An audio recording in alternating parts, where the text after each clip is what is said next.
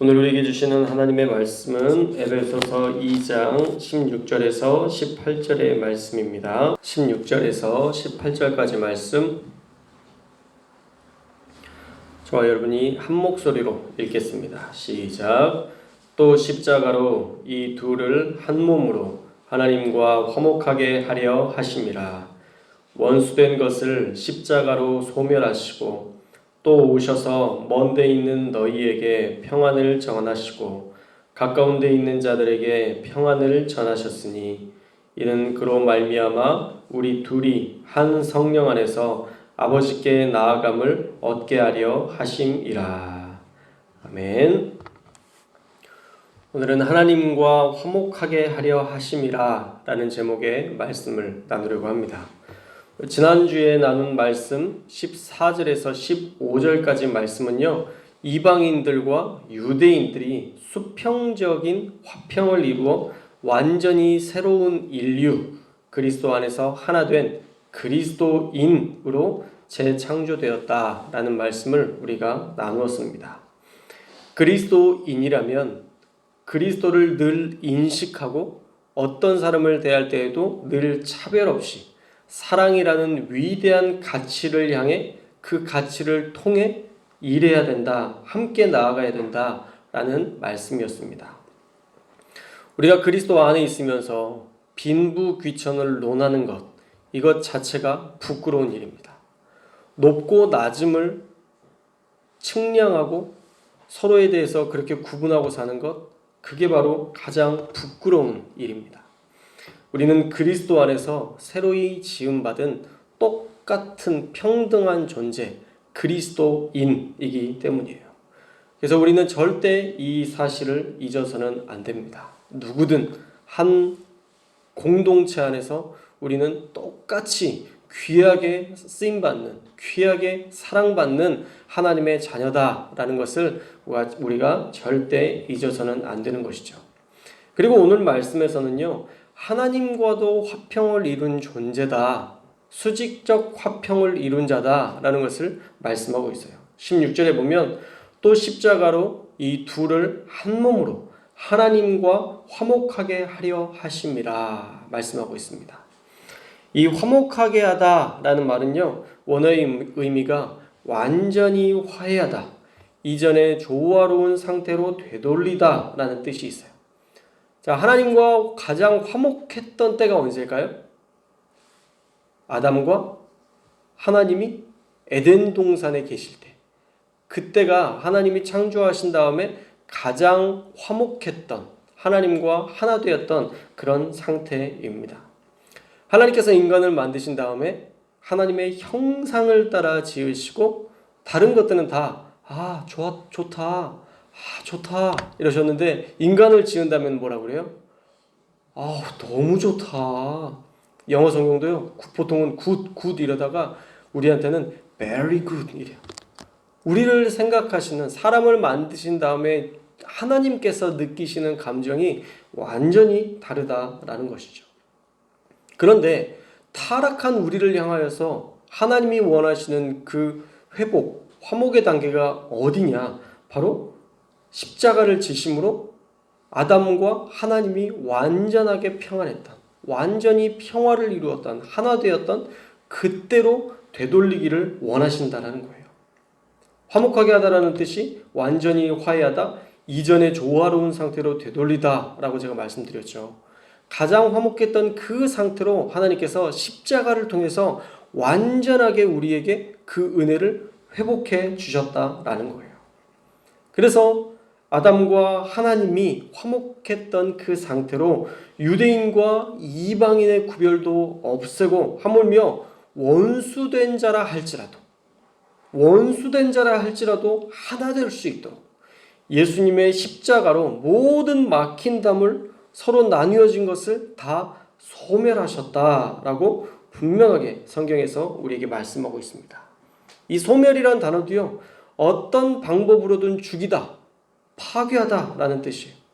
그래서 반드시 이 원수된 상태를 소멸, 완전히 파괴하고 어떤 상태로? 하나님과 평화한 상태. 태초에 하나님과 함께 거닐던 아담과 하나님이 늘 동행했던 그 완전한 평화, 그것이 우리에게 주시는 최종 목적지라는 거예요. 자, 그래서 17절에 보면 또 오셔서 먼 데 있는 너희에게, 자, 먼 데 있는 너희 누굴까요? 이방인이에요. 먼 데 있는 너희에게, 그리고 가까운 데는요? 유대인이겠죠. 그러니까 이방인이든 유대인이든 그 누구라 할지라도 모두에게 평안, 하나님의 복음을 전해주셨다 말씀하고 있어요. 그 복음이 들어가니까 평안한 거예요.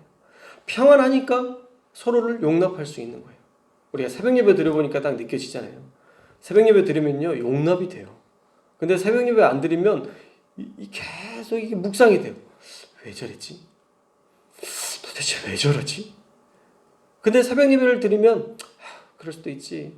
또 하나님이 우리에게 너무 선명하게 말씀할 때가 있어요. 네가 좀 용납해라. 네가 좀 품어라. 그러면 또 우리 좋은 장점이 있잖아요. 우린 또 말을 그렇게 잘 들어요. 하나님이 평안하라고 하면 그래요 주님 제가 평안할게요. 용납하라고 하면 아유 그래요 주님 제가 용납할게요. 그럼 용납하면 끝나요? 아니에요. 하나님이 또 그를 용납할 수 있는 힘을 주세요. 어쩔 수 없이 참아주는 게 아니라 그냥 참아줘요. 그가 용납이 돼요. 품어줘요. 그가 가지고 있는 현실의 아픔을 보게 하셔서 우리가 긍휼로 그를 받아들일 수 있는 힘과 능력을 주신다라는 것입니다.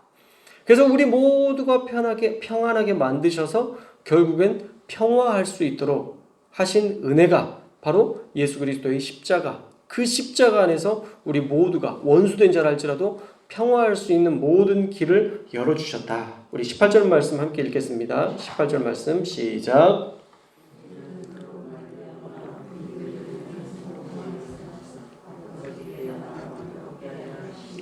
자, 그로 말미암아 예수님으로 말미암아 그 십자가로 말미암아 우리 둘이 한 성령 안에서 아버지께 나아감을 얻게 하려 하심이라. 유대인과 이방인은 어때요? 사실 하나 될 수 없는 존재예요. 구약에서 보면 유대인은 하나님의 선택된 백성이고 그 외의 모든 사람들을 향하여서는 뭐라고 얘기해요? 할례받지 못한 자라고 얘기해요. 철저하게 구분하죠. 그리고 그들을 향해서는 가나안 땅을 정복할 때 하나님이 뭐라고 얘기하세요? 철저히 진멸하라 라고 얘기하세요. 그 땅을 정복할 때 철저히 진멸해라. 바벨론, 아수르, 그 당시에 있는 모든 이방 족속에 대해서는 구약에 기록된 말씀으로만 보면 늘 대적해야 될 상대예요. 애굽, 아주 엄청난 전혀 가까이에서는 안 되는 그런 족속이죠. 모든 상대가 다 대적해야 될 상대로 구약에 적혀 있었기 때문에 그들과 사실 하나 될 수 있는 길 없어요. 절대 유대인과 이방인은 하나 될 수 없는 사이입니다. 그런데 십자가에서 예수님이 이 둘 사이를 하나로 만들어 버리시니까 이 먼 데 있는 이방인들, 이 에베소 교회에게도 하나님의 복음이 전해졌고 그들 역시도 하나님의 백성이 되게 해 주셨고 결국에는 이 둘 유대인과 이방인 모두가 한 성령 안에서 아버지께 나아감을 얻게 하셨다라는 말씀이에요. 그래서 어떻게 해요? 에베소 교회나 그 당시에 이방인에 있는 많은 교회들이요, 나중에 예루살렘 교회가 어렵다고 했을 때 그들을 위한 연보의 궤를 해서 보내줘요. 헌금을 해서 예루살렘 교회가 어려운 처지에 있다는 걸 알고 그들을 위해서 헌금을 보내요. 하나 된 거죠. 비로소 서로의 문제를 가지고 함께 기도하는 하나됨의 상태를 이루게 된 것입니다. 태초에 아담과 하나님이 동행했던 그 상태로 이 서로 둘 다 사랑함으로 서로를 존중함으로 그들이 하나 된, 그리고 하나님과 동행하게 됨을 십자가로 완전하게 이루셨다라는 말이에요. 자, 그러니까 모든 사람들은 하나 될 수 있습니까? 있으니까 물어볼 거예요. 모든 사람이 하나 될 수 있나요? 예, 있어요. 우리가 모두가 하나 될 수 있는 길은 열린 거예요. 예전에는 십자가로 예수님이 그 값을 치르시지 않을 때에는 원수랑은 하나 되지 못해요. 어떻게 원수랑 하나 돼요? 이방인과 유대인은 하나 될 수 없어요. 철저하게 분리되어 있는 상태예요. 그러나 예수 그리스도의 십자가로 말미암아서는 그 길이, 원수라도 하나 될 수 있는 길이 열렸다라는 것이죠. 그러나 분명히 알아야 될 한 가지가 또 있어요. 그것은 나와 그 사람 사이에 예수님을 믿는 믿음이 있느냐, 저 사람의 성령님과 내 안에 계신 성령님이 함께 있으면서 하나님의 그 평안이 우리 안에 있어야 이 평안의 상태가 유지될 수 있는 것이지, 결코 혼자만 평안하다고 해서 상대가 평안함까지 이룰 수, 평안의 관계, 회복의 단계까지 나아갈 수는 없다라는 것이죠. 그래서 불신자와 대화하면서 그와 평안한 관계를 이루고 하나 될 것을 기대했다면 그것은 분명히 말씀드리지만 오해입니다. 우리가 아무리 좋은 마음으로 해도, 우리가 아무리 선한 마음으로 해도 그 안에 하나님의 은혜와 하나님의 평안이 없다면 어느 순간이 되면 금세 틀어지게 되어 있는 거예요. 그래서 또 우리가 상처받죠. 나는 하나님의 마음을 가지고 그렇게 열심히 했는데 왜 저 사람은 그 마음을 몰라줄까? 사기를 당하는 경우들도 있고 다양한 상처를 받을 때가 있는데, 그 사람 안에 성령이 역사할 공간이 없기 때문에, 하나님을 주시라 인정하지 않기 때문에 그 둘 사이에 하나님이 둘 다 화목해 할 수 있는 그런 역사들은 주시지 않는다는 거예요. 불가능하다는 거예요. 하나님을 나의 주시라 믿는 자들 안에서만 이 일이 가능한 줄 믿습니다. 나는 믿는데 저 사람이 믿지 않는다면 내 의지와 노력이 아무리 커도 그 수고는 수포로 돌아갈 수밖에 없어요. 자, 그래서 사랑하는 여러분, 여러분의 의지로, 노력으로 하나 될 것을 기대하면요, 금세 실망하게 되어 있어요. 왜요? 사람은 잘 안 변하거든요. 사람은 잘 안 변해요. 성령 받아야 인생도 바뀌고 인격도 성품도 바뀌는 거지, 절대 사람의 의지로 사람이 바뀔 수 없다는 것, 우리가 인생을 살면서 체험으로 경험한 진리일 것입니다. 그러면 우리 마음 가운데 이제 또 포기가 생기기 시작해요. 어차피 안 바뀔 거니까. 우리 목사님이 그랬어. 사람은 잘 안 바뀐다고. 여기까지 듣고 졸아버리시면 안 됩니다. 그 다음이 있어요. 사람은 어차피 안 바뀔 거니까 포기해야 되나? 우리는 늘 이렇게 극단적으로 생각하곤 하는데 아니에요. 성경에서는 예수님이 분명히 원수와도 하나 될 수 있는 길을 십자가로 열어주셨다라고 말씀하잖아요. 그러니까 길은 열려 있는 거예요. 길은 열려 있는 것입니다. 그래서 우리가 이제 해야 될 일은 무엇이냐? 그가 하나님 앞에 붙들릴 수 있도록 도와줘야 되는 거예요. 그가 하나님 앞에 붙들리면 하나 될 수 있어요. 평화할 수 있어요. 상대방이 하나님을 알게 해야 그 인생이 변화되고 나와 원수 사이에서 새로운 평안의 관계로 새롭게 시작할 수 있기 때문에 날마다 조금씩이라도 하나님을 그들에게 전하고 알게 하는 노력이 필요한 것이죠. 그래서 막 성경 공부를 해야 되나요? 당신 이리 와, 성경 공부를 좀 해야 되겠어. 이렇게 돼야 하나 되게 한다고 그러는데 복음을 모르니까 당신이 그렇게 사는 거야. 이게 지금 예수 그리스도를 전하는 거예요? 정죄하는 거예요? 이 중간 사이가 애매하면 안 돼요. 누가 봐도 사랑으로 전하는 게 느껴져야 상대방이 그것들을 수용할 수 있어요. 그래서 우리가 어떻게 해야 되느냐? 예수님께서 본을 보이셨던 그 십자가 지는 삶을 살아야 돼요. 철저히 죽어지고 철저히 낮아지고 철저히 포기하는 삶, 그를 사랑하되 끝까지 사랑하셨던 그 예수님의 사랑, 그 사랑으로 품어야 사람이 변화되지, 내가 조금 잘해주는 것으로 그 인생이 변화될 것이라 기대하는 것, 그것은 그리 큰 능력을 발휘하지 못한다는 거예요. 성령이 없이는, 우리의 죽어짐이 없이는 절대 인생은 변화되지 않습니다. 그러나 우리가 죽어지고 우리가 하나님 앞에 기도하면, 하나님의 역사를 도우심을 구하면 하나님이 바꾸세요. 하나님이 바꾸세요. 제 인생 가운데에서도 정말 원수와 같이 지냈던 군대 생활에도 제가 얘기했잖아요. 그런 원수 같은 사람, 내가 그 사람을 품기 위해서 일주일간 금식했던 그 금식을 하나님이 귀히 여기시고 하나 되게 하시더라니까요. 그 사람 이름도 듣기 싫었어요. 그런데 제가 품고자 하는 마음 가지고 하나님 어떻게 할까요? 저 인간 어떻게 해야 돼요? 군생활 이제 다 이등병 이제 시작인데 어떻게 해야 돼요? 근데 하나님이 금식하라는 마음을 주셔서 하나님 금식하겠습니다. 아침 금식만 군대에서 제가 온전히 일주일을 할 수 없잖아요. 한 끼는 안 먹는 것도 사실은 불가능한 일이에요. 근데 어떻든 그 식사를 하지 않고 하나님 앞에 맡겨드리고 기도했더니 딱 작정했던 일주일 되는 그 순간부터 하나님이 그 사람의 마음을 열게 하시더니 하나 되게 했다니까요. 그래서 전역할 때까지 전역해서도 따로 만날 정도로 그런 관계가 회복이 됐어요.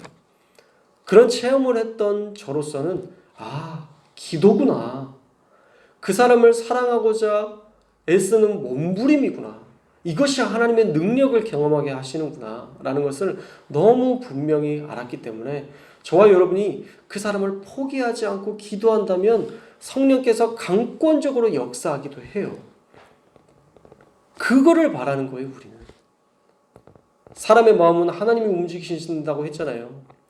다니엘 포로로 잡혀갔던 그 사람에게 환관장이 긍휼한 마음을 갖게 하셔서 하나님이 그에게 긍휼한 마음을 주시더라. 긍휼한 마음을 갖게 하셔서 고기를 먹지 않고 야채를 먹을 수 있도록 채식할 수 있도록 허락해 주시잖아요. 그가 기도하니까 하나님 앞에 늘 기도했으니까 다니엘이 하나님 앞에 기도하니까 환관장의 긍휼을 얻을 수 있었던 거예요. 그러니까 우리도 날마다 하나님 앞에 기도하는 것, 날마다 그 사람을 맡겨드리는 것, 우리가 기도해놓고 그 사람을 향해서 뭔가 대가를 바라는 게 아니라 우리는 그냥 기도만 하는 거예요. 그리고 나머지 일은 누가 하세요? 하나님이 하시는 거예요. 하나님께서 그 일을 하실 때까지 우리는 잠잠히 기다리는 것. 하나님이 마침내 그 일을 이루실 것이라는 그 믿음 가지고 반드시 바꾸실 거예요. 반드시 이루실 거예요. 그 기대감을 포기하지 않고 날마다 기도하는 그 기도를 통해서 하나님이 역사하신다라는 것입니다. 성령이 없이는, 우리의 죽어짐이 없이는 절대 인생은 변화되지 않는다는 것 꼭 기억하시기를 바랍니다. 자, 물론 지금 에베소서의 말씀의 핵심은요, 이미 예수님을 믿은 에베소 교회여 유대인과 이방인의 차이를 만들어 구분하지 말고 하나 되어서 성령 안에서 너희의 하나님 아버지와 동행해라. 이것이 사도 바울이 에베소 교인들에게 했던 명령이에요. 관계의 문제에 대한 해답을 말씀하는 것은 아닙니다. 그럼에도 불구하고 우리는 누구라도 그들 안에 하나님이 거하셔야 서로 평안할 수 있다라는 진리를 우리가 발견하고 우리가 십자가 지는 인생, 하나 될 수 없는 상대방을 위해서 늘 기도하는 인생, 예수님께서 말씀하셨던 것처럼 나를 따르려거든 자기를 부인하고 자기 십자가를 지고 나를 따르라 하신 말씀대로 날마다 나를 죽일 때 우리 주님은 반드시 원수와도 하나 되는 역사를 허락하실 줄 믿습니다. 오늘 하루 나에게 주어진 이 십자가 지고 그 누구와도 우리가 평안하기 위해서 예수님 바라보고 또 성령 안에서 살아감으로 하나님과 동행하는 마침내 하나님의 나라, 하나님의 통치를 경험하는 저와 여러분들 될 수 있기를 주님의 이름으로 축원합니다.